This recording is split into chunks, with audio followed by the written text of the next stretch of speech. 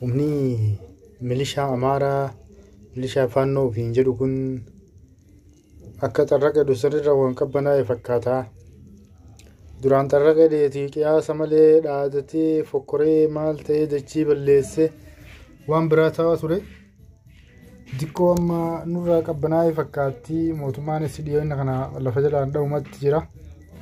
Ammas daangaa Oromiyaas qaxxaamurteetiin waan gara Wallaggaa saniin daangaa Oromiyaa zoonii kibbaa saniin daangaa Oromiyaas seentee Amaaraa fi Oromiyaa wal daangessan woboon takkas dhiyeenya kana lolan eegalle dhiyeenya kana waraana haaraa leenjifachuu turtee lafa qopheeffatteetiin uf qopheessuu jirti. Humni waraana bilisummaa Oromoottis hedduu rukute. Rukuttaa irra bahee haga xiqqaa takkatti qabbaneesse. Wallaahi dhugumaanii hedduu woboo tana hin galateeffannaa. Hedduu takka woboo humni woboo agartee qabaachuun dirqama kenna. Uma hundaafuu qabaachuun barbaachisaadha. Maaliif jennaan lafti mootummaa jalaa namni harka taa'ee ni eegu beeytee waraana gartee humna waraanaa ka riphee lolaallee ta'u waraanni bilisummaa Oromoo uummataaf ka dhaabbatee saba isaatiif ka dhaabbate waan taateef isallee qabaachuun barbaachisaadha. Isaafillee wanni takka sirraa dhaabbatti. Isaafillee wanni xixiqqoon tun sirraa si sodaatti kabajaa sii kenniti akka agarte si keessan fiiddu.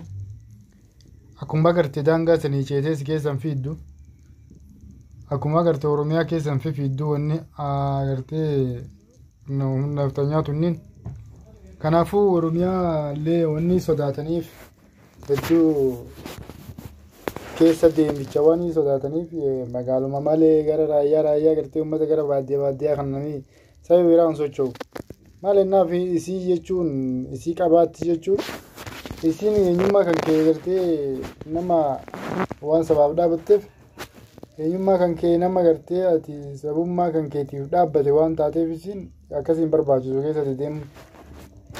Kanaafuu humni woboollee jabaate fakkaataa dhiyeenya kana yoo xiqqaatee ji'a lamaan kana keessatti yeroo lama leenjisee waraana yeroo lama leenjifate kana dhugaa hojiin eegalle amma dura ittuma qophaa'u jira fakkaata. Ammoo mootummaa kanaas walillee dhahanii waan fedhanillee wal godhanii ammoo diinaa mootummaa kana jaalu ka Amaaraa kan gartee uummata Faannoo ofiin jee milishaa Faannoo ofiin jee fofokkoraa waan fedhe taa'aa si ta'albaa asirraa gubbama kana gagarsiisaa sitti iyyan kana irraa xiqqoo tokko qabbanaa'an fakkaatti. Wanni kun ammoo rukuttaa dhiyoo kana rukutan wayiiti. Ni rukutamanii hedduu rukutamanii rukuttiin sunii walaayi dhugamaa yoo xiqqaate nama hedduu irraa miidhame. Kanaaf qabbanaa'an silaa isaan osoo qaawwa wayii sitti argatanii qaawwa san haguma xiqqaa takka yoo sitti argatan isaan tanuma tankaarfatan waan taateef tana ofirraa rifachiisuun dirqama keenya. Akkasuma woboollee bira dhaabbachuun sappootu waan biraallee yoo dandamne sappootuun dirqama keenya uummata keenya. Akkasuma isiniin jechaa akkasuma gama mootummaatiin illee hedduu rukutamu jiranii ammoo mootummaa magaalaa keessa seenanii magaalaa keessa walla'uu turanii magaalaa keessatti ammoo uummata raayyaa kan uummata nagaa ka gartee Faannoo deeggartan ka jiruun ka mootummaan rukutee uummata miidhaa irraan gahe jedhanii. Haa ta'u garuu sanillee ta'uu uummanni kun haa miidhamus garuu kan miidhame sun miidhamus ni sappootanii uummata sanii gartee isaantu ijaaree Faannoo tana isaantu deeggaraa isaantu bira dhaabbata. Yoo isaan hin deeggarii yoo isaan hin sappootii yoo isaan hin gargaarin isaan bakkii irraa gargaaranii isaan keessa dhokatanii isaan dawoo godhatanii nama tuqanii nama dhahanii daangaa seenanii nama saaman suni hin jirtu jechuudha. Isaanumaanii wallagaanii ummatumaan wallagaanii ka kana dalagan isaan ka Faannoo kana ka deeggaru ka sappoote ka gartee deeggaru ilaa hanga Oromiyaa keessatti ka deeggaru jiru isaan Amaara guutu jechuudha. Nafxanyaan guutuun akkuma jiru waliif dhaabbatti.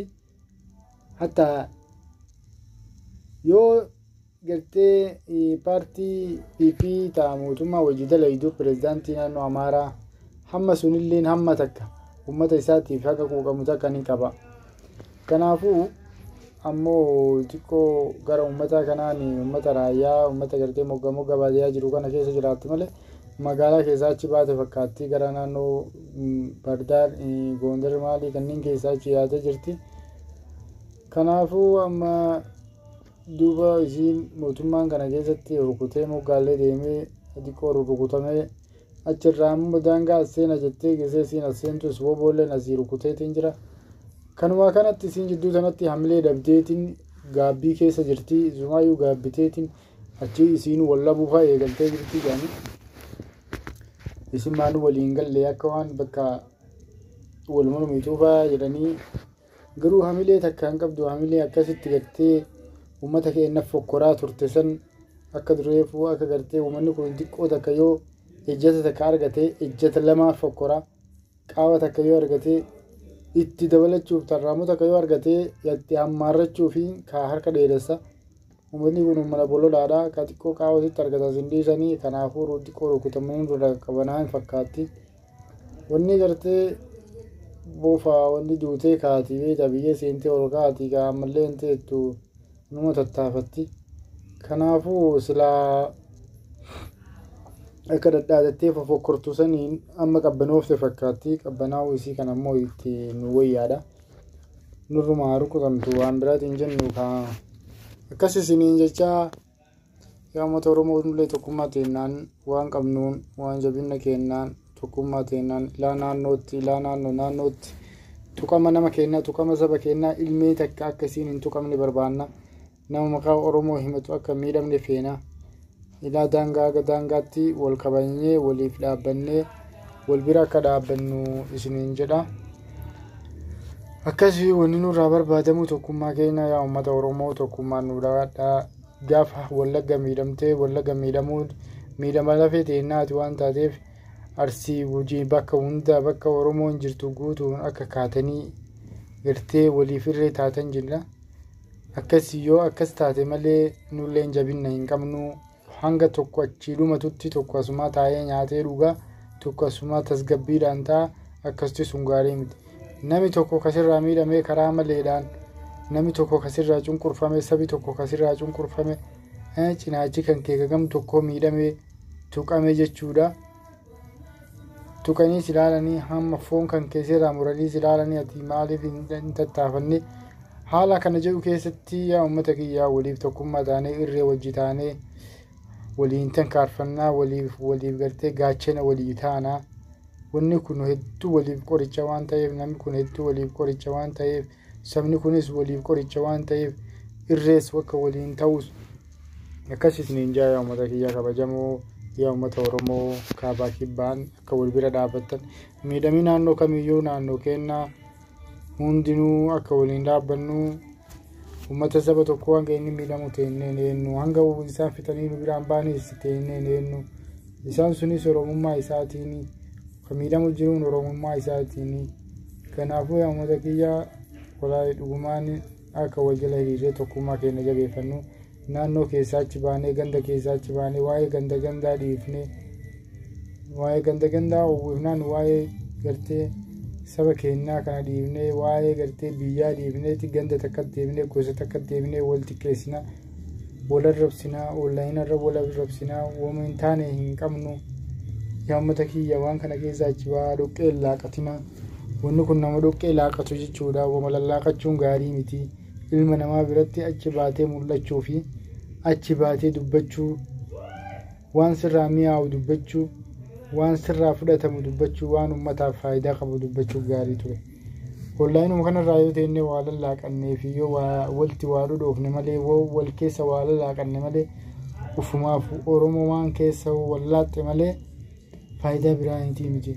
Kana keessa achi baanee bira kunnee jirra amma wallaaquuf wal arrabsuuf wal xiqqeessuuf bira kunnee jirra. Kana keessa hin jiru. Kana keessa achi baanee hamma dandeenyeen uummata keenya bira dhaabbannee hamma dandeenyeen akka diinatti duullu malee ufitti hin duulinaa. Ufitti duuluun nu barbaachisu. Ufitti duullee maaliif irree wal dhowwina?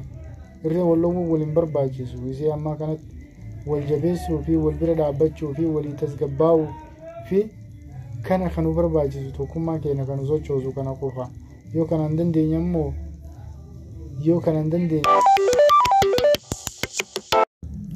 ورانا فنوتي في وران موتما هدو وركوتي وكي وريرا غازينا نو كيسا قرتي مقالا كيسا مقالا باردار كيسا والباسي جرا فانو نچي غرا نانو دانگا اوميا سني استقارتي زوني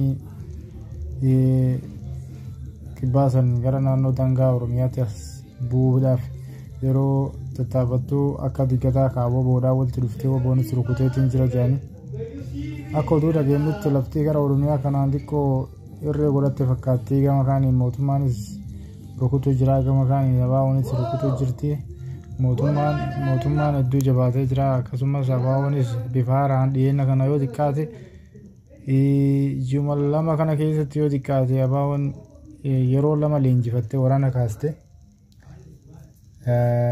waraana leenjifattee bobbaasuu jirti gana hojii eegaluu deemti fakkaatti isiinis akkasuma waraanni kun nu jiraatuun isaallee hedduu nu gammachiisa uummata keenya waan waraanni kun yoo kana hin qabne yoo abaawoo hin qabne yoo mootummaa dhahee qofaa miti yoo abaawoo hin qabne namni waan tokko tokko abaawoo mutanaafillee waa sodaatu jira humna mootummaa agartee callaa miti akka naannootitti waraanas qabaachuu riphee lolaasis qabaachuu barbaachisaa ture wallahi dhugaa isinii fi abaawoo tanaaf hedduu namni kabajaa sii kenna ni beeyda hedduu sana abaawoo